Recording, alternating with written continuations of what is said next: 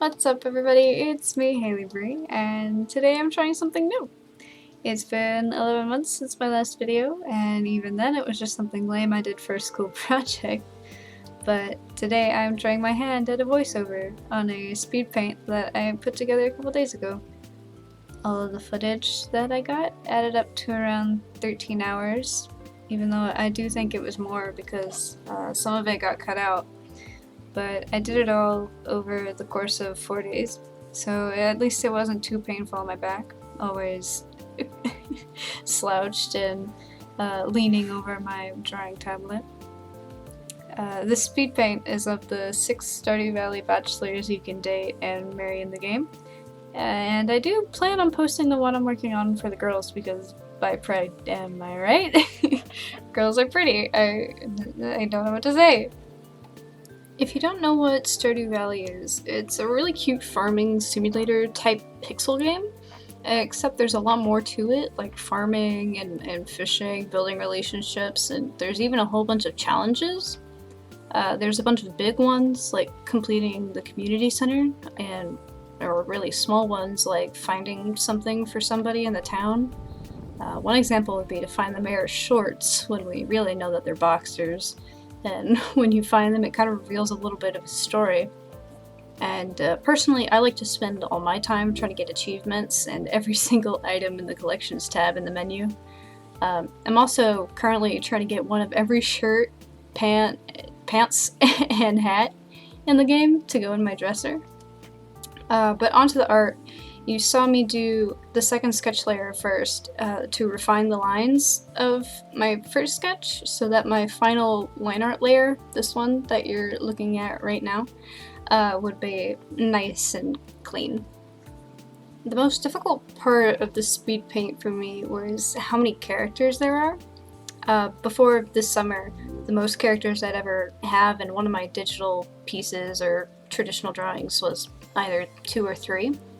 But I joined a cool art group for Beastars, and that had me drawing so many characters, and honestly now I find it really fun to push myself to do pieces like these. The only downside I feel is that there are more details that can often go unnoticed, or that I forget entirely because I'm looking for the bigger picture towards the end rather than all the itty bitty details that are in the process. That's why I have to go in and fix a bunch of things like Elliot and Sam's hair, how weird they looked until I fixed them. Shane's pants, turning them into shorts later on, and then actually giving Elliot legs because right now he's kind of just a floating body. There, you just saw me fixing his hair. Here's Elliot getting his legs. And in couple seconds I give Shane his shorts instead of the pants.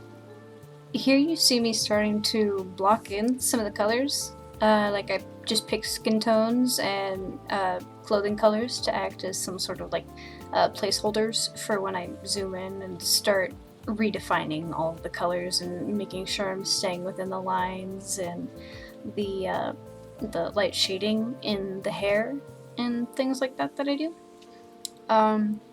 Fun fact, I feel like I've been more into Stardew Valley now than I ever have.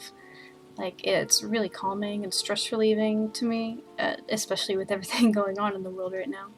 And I think my favorite part about it is all the new stuff in 1.4. I hadn't really gotten to explore it until recently, and I'm absolutely in love with all the 14 heart events. I think they're so cute, but I think my favorite is Sebastian's and how he helped out the injured frog. Because it's something I would totally do. I love frogs so much. He even gets the frog in the house, and I love that. I want a frog decoration, but I could never leave Shane, no matter how much I love those frogs. Shane's backstory kind of speaks to me. Well, it touches me.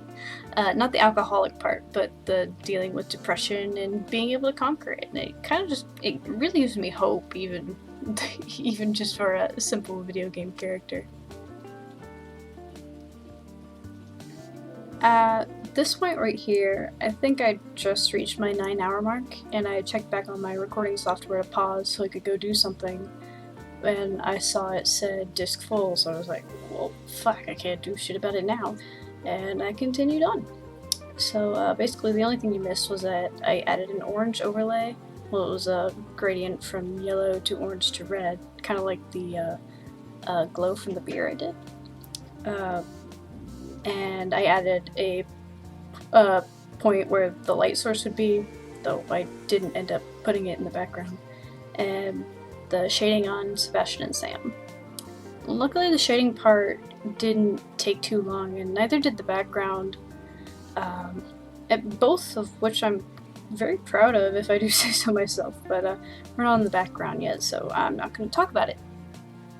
I had a lot of issues during the shading portion, most of which were that I kept finding places where I didn't fully color something, or I missed the shading somewhere, so I had to go back and shuffle through the layers to find where it was so that I could fix it.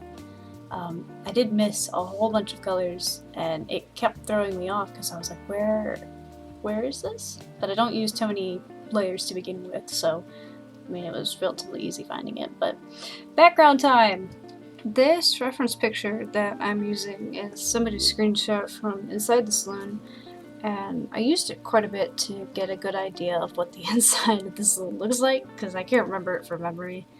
The whole beginning was just me working on the perspective so I could make it look at least a little normal / realistic, but some of the stuff I had in my sketch I didn't even draw out, like the jukebox, because it would have just been hidden by the boys anyways. I did most of it with the line tool because I wanted it to all be with the same tool, and I was lazy. But honestly, I think the background might have been my favorite part of the drawing, because I mostly used the poly select tool, like you can see me doing, and I did it lineless to keep the focus front and center, and I haven't done many lineless things ever, but still, I don't think the detail that I put into it, like the shading on the wood panels on the bar, or these little picture frames matter, because you can't see them in front of the boys, or behind the boys. Yeah, the longhorn skull. I really wish that could have been more visible. But alas, I also didn't have the patience to move them around and disrupt anything that I've already done. One of the things I didn't like was the stripes on the walls, because I had too little patience and it required too much. But one thing I do like was the bottles, and even though I couldn't get the opacity quite right on some of them, and even if they glow unrealistically, I just think it adds a bit more to the piece. One of the last things I did here was to change the color of the line art.